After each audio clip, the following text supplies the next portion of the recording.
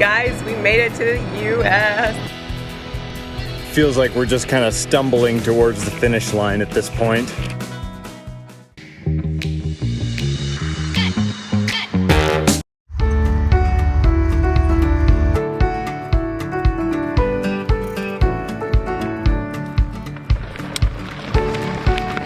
Good morning, everybody. It is about 2 weeks into our journey now, and we are doing something exciting today. We are finally crossing the Canadian and U.S. border, our first ever international border crossing on a bike, so that's really exciting. We're getting a late start because we're going to go someplace that I heard is like an iconic GDMBR stop, so we're going to do that first. So we've got our fully loaded veggie burger. Your lettuce is just hanging out.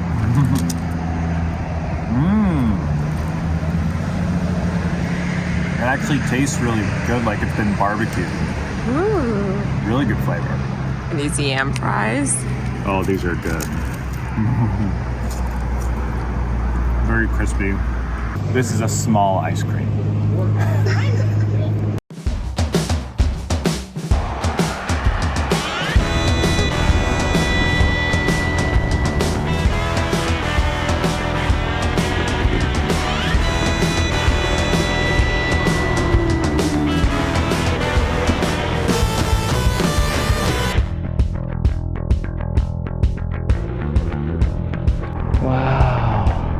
Beautiful view. I think this is the Bull River. Hi.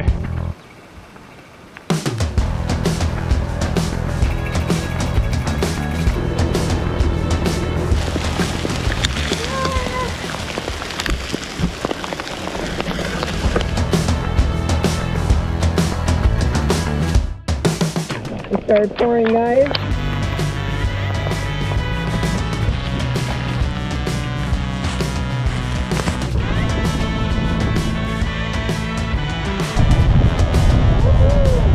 So once again, we've entered kind of a new landscape. Over here, it's kind of like a big grassy valley surrounded by mountains. It looks a lot more like Montana.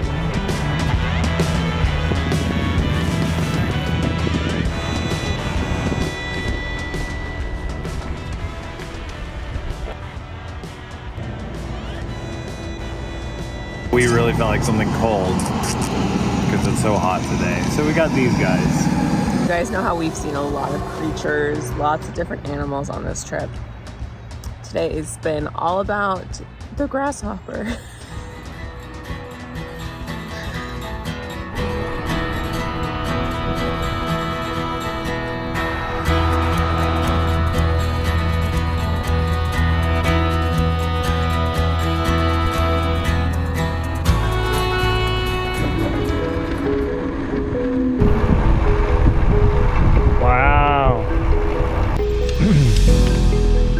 Crossing the border. I know, I'm so excited right now. This is monumental for us. Definitely feels very monumental for us. This is our very first international border crossing on bikes.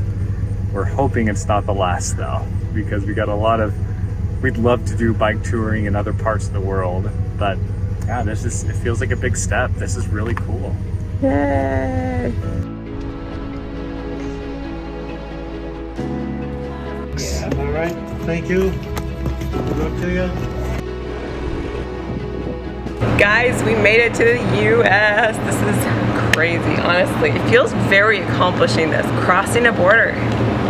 Woo! It's exciting. Very exciting. So we're in Montana, guys.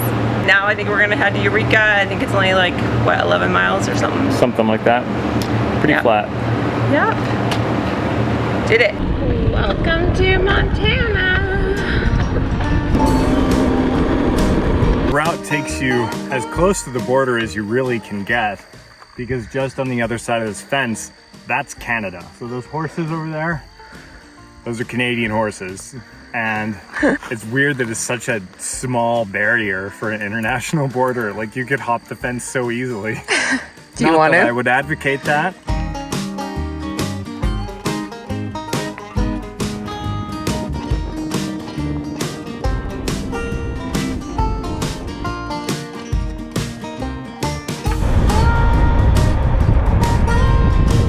bad saddle sores today. It's weird. Haven't had them most of this trip. And yeah, just put some chamois butter on because definitely feeling the saddles today. We haven't even had much gravel today. It's so weird. I'm feeling a little pain too. Are you? Yeah, just in one spot. Something about the train today. Now that we've entered Montana, we can definitely see a difference in the landscape. We're seeing a lot more cow pastures and farms. There was a bit of that in Canada, but there's a lot more here.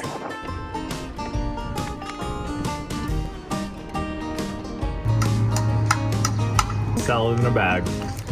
So, it's an Asian themed salad, and we're putting baked beans in it.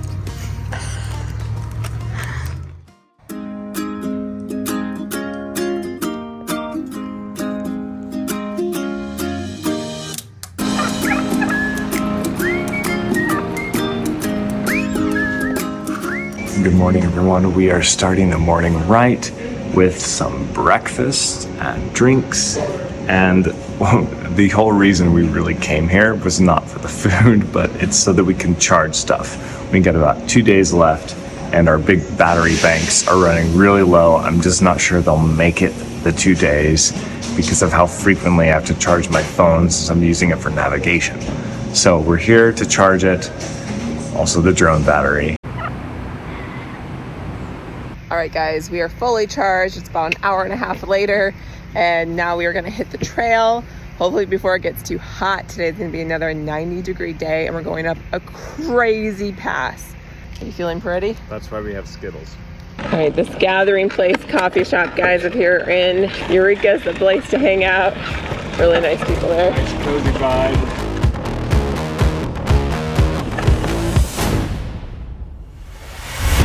Train stop. But the train's not moving. I'll just sneak underneath them.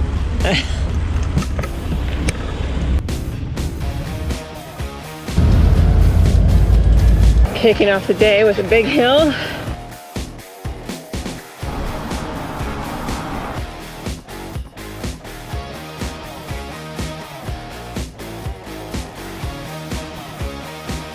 We came across this sign that says there's some road closures due to fire activity on 2 different roads, and I think we're taking one of them, so we might have to find a detour. I think we have to bypass the whole thing. What? Yeah. When you get up there, you're going to have a fork, and it'll say Upper Whitefish Lake. And that's where Oh, I see. Oh yeah, that's not too bad. Yeah, and that'll keep you off the worst part of 93. Yeah. Yeah, there's no shoulder. Oh. All right. So it is official. The road is closed. It's actually not closed because of the fire. It's closed because of construction. And it just so happened the closure started today. So if we just come here like a day early, we would have been fine. But yeah, these guys, really nice guys, stopped over by us, and they suggested that we take a different route that goes up to Whitefish Lake. So I think we're gonna do that. I mean, that's as best as we can do in terms of following the Great Divide. It at least isn't direct on the highway, which is terrible. We're gonna make it an easy day. We're gonna head to Whitefish Lake, just camp out there, have a good time. Okay, let's do it.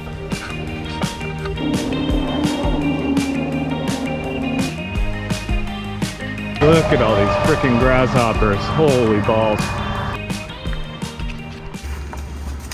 I might be over planning, Yes. but it looks like there may be additional road closures on the way to Whitefish. This makes planning easier.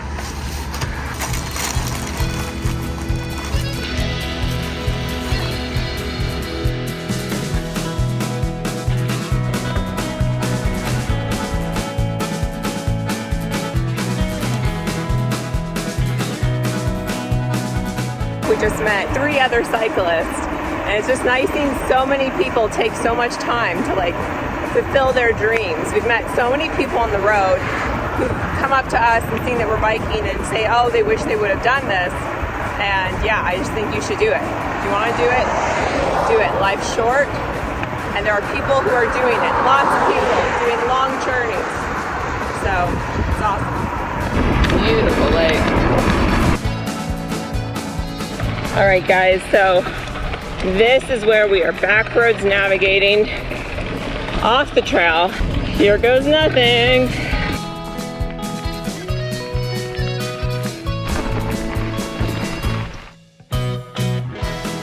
Like we're back on the gravel trail.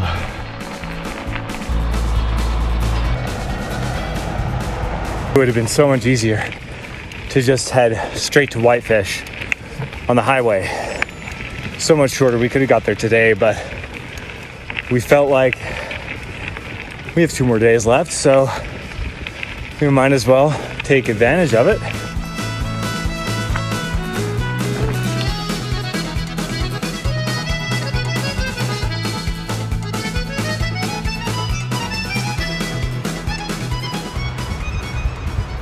Liz is having some kind of issue with her bike. I don't really know what it is. I'm definitely not a bike expert. It's like the chain or the cassette or something is skipping, but I would hate to see this become a bigger issue. So we're definitely debating whether we should head back down this giant hill that we've already climbed. My GPS is freaking out. It says that we've gained 28,000 feet today. We've climbed K2 on our bikes today, I guess. Technically, it's fewer miles to go this way to Whitefish, but then it's also going to be a lot rougher to go this way. This way is going to be 40 miles, this way is about 30 miles. But this is going to be a lot of gravel roads and hills, whereas this way is going to be straight downhill until the highway, and then highway miles all the way to Whitefish. And at least if we're down here, if worst case scenario, I'm sure we could get a ride or help from someone. If we go up this way, there's no telling what could happen. So we started headed towards upper Whitefish Lake, and honestly, I just at times pedaling to nothing. It's having so many problems. It just sucks ending a Great Divide like this. What's funny is that all the other Great Dividers took a different route that bypassed this area. We were doing this because a local suggested this as like a way to spend our last 2 days. You can ride it downhill. I think that's going to be fine, but I don't think you can pedal, because pedaling is what's causing the issues.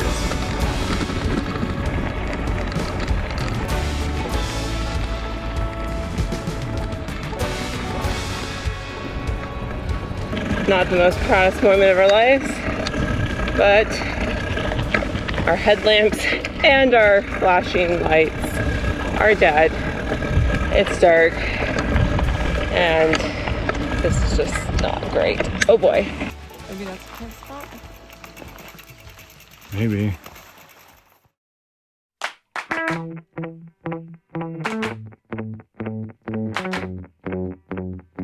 All right, good morning everybody. It is our last day of this northern segment that will finally connect with where we started in 2020.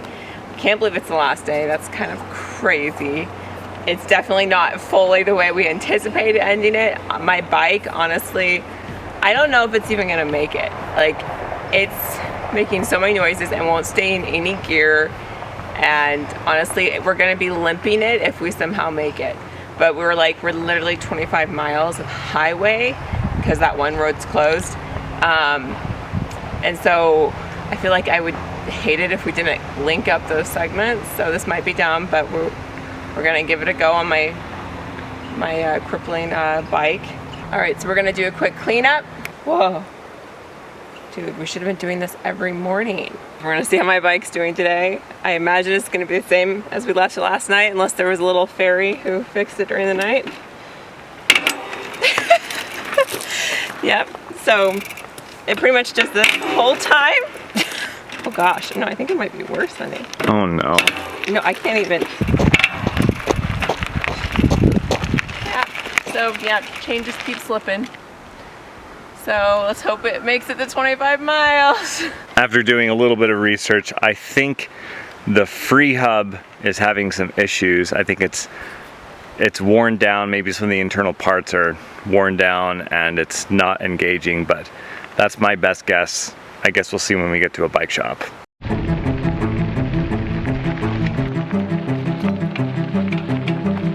Feels like we're just kind of stumbling towards the finish line at this point.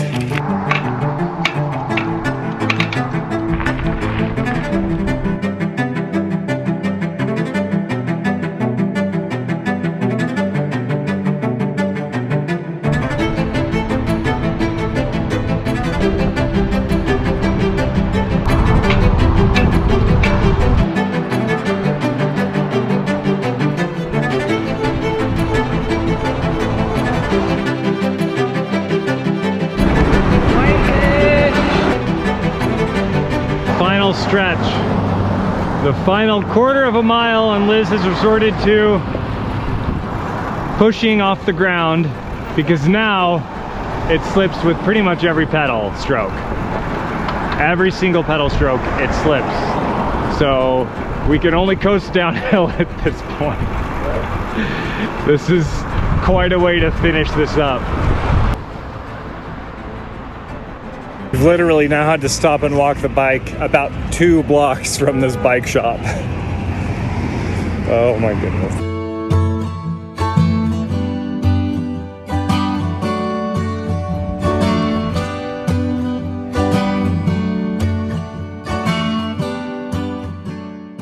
All right, good morning, everybody. It's the next day. We had a good rest here in a hotel and we're showered, and yeah, it's lovely. Once again, we somehow made our goal. This time definitely felt like we were limping to the finish. Yeah, I think it was about the last 4 miles that anytime we reached anything that wasn't a downhill, we just had to walk Alyssa's bike. Yeah. We just heard back from the bike shop, and it sounds like the pawls inside of the hub are destroyed. They don't have the parts to replace them, and so we're thinking of, we've actually already put in the order to switch out the hub entirely. So they're basically doing an entire back tire or back wheel rebuild with an entirely new hub that's not going to wear out as easily. We're going to use the DT Swiss, if anybody knows what that is. Yeah, so apparently my legs are just so strong. So. Yeah.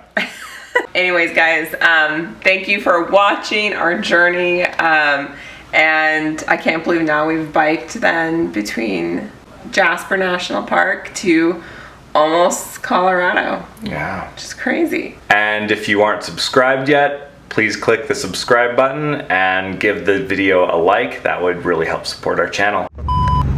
Okay guys, it's a couple days later and I just picked up my bike from the bike repair shop. They had to replace the whole back tire too, and brake pads because those were completely gone, and the hub. So between all that, my walking total was $650.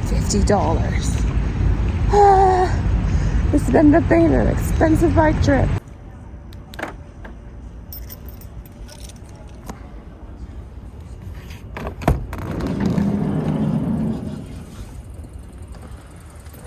Everything seems to be in order.